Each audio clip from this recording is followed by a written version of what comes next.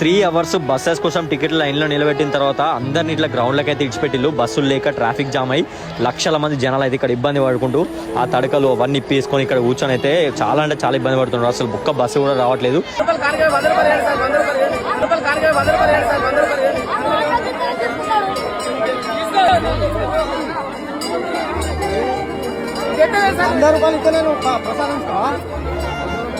ఇంత పెద్ద గుడి కట్టినాం, ఇంత గొప్ప కట్టి అన్ని చేసిన తర్వాత పూజాలనే గుళ్ళ నుంచి వెళ్ళగొట్టే పరిస్థితి వచ్చింది. ఇవాళ పొద్దున్న నుంచి ఇదే గొడవ. అసలు ఊరోళ్ళు వచ్చిన పూజారులు వచ్చినా ఎవరు వీళ్ళు గేట్లు తీయడం కానీ ఏం చేస్తలేరు. వీళ్ళకి ఆర్డర్ లేవంటే పర్మిషన్ లేదా, పర్మిషన్ తెచ్చుకోండి అని చెప్తాను. మరి పర్మిషన్ కావాలంటే జాతర చేయాలంటే ఎవరు పర్మిషన్ తెచ్చుకోవాలి చెప్పండి, మేము పోయి వాళ్ళ పర్మిషన్ తెచ్చుకుంటారు.